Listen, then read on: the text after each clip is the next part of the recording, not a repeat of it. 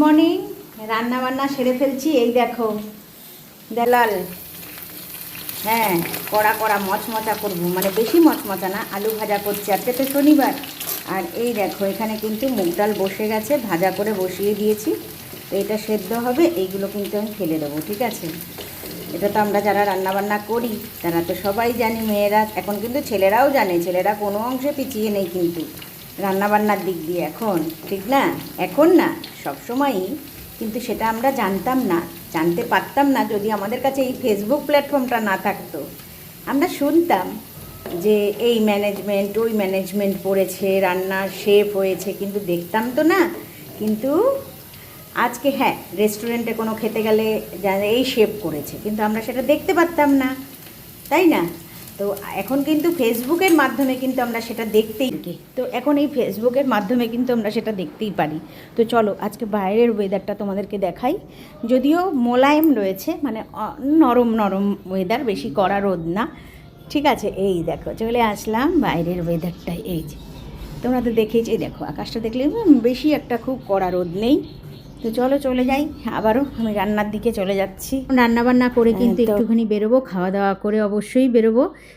তো দেখতে পাচ্ছি কি জানো, এখন আস্তে আস্তে এই যে তোমাদের সাথে ভিডিওটা করে ঘরে ঢুকছি, দেখতে পাচ্ছি জানো রোদটার তেজটা কিন্তু আস্তে আস্তে বাড়ছে, জানি না এই রোদটা কতটা বাড়বে, বুঝতে পারছি না, বেরোতে হবে।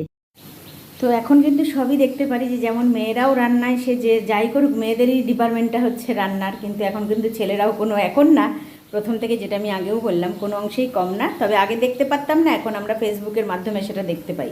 তো থ্যাংক ইউ সো মাচ জানাই এই ফেসবুকের একটা প্ল্যাটফর্মকে, এত সুন্দর একটা প্ল্যাটফর্ম, অজানা জিনিসকেও আমরা ঘরে বসে জানতে পারি, তাই না? শুধু একটা অ্যান্ড্রয়েড মোবাইল লাগবে, আর কিছুই লাগবে না, সব কিছু আমরা জানতেও পারি, বুঝতেও পারি, তাই না? তো রান্না তো হয়ে যাচ্ছে, আর এদিকে চাটা হয়ে গেছে। এবারে টাটা বলবো না চা খাওয়াটা একটু দেখো, দেখো দেখো আমার কি অবস্থা, একবার দেখো। মনে বলে না যে ঝড়ে ঝড়ে মনে হচ্ছে আমাকে উড়িয়ে নিতে যাচ্ছিল, কিন্তু আমি রয়ে গেছি আর কি। বুঝতে পারছো?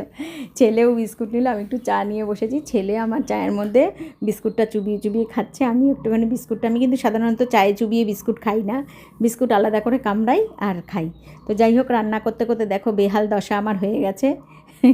তো দেখতে পাচ্ছ, মনে হচ্ছে কি ঝোড়ো কাক, হ্যাঁ এরকম একটা মনে হচ্ছে না, আমাকে ঝোড়ো কাকের মতন লাগছে, মানে ঝড়ের মধ্যে থেকে উড়ে এসেছি যেই কাক, সেই রকম লাগছে।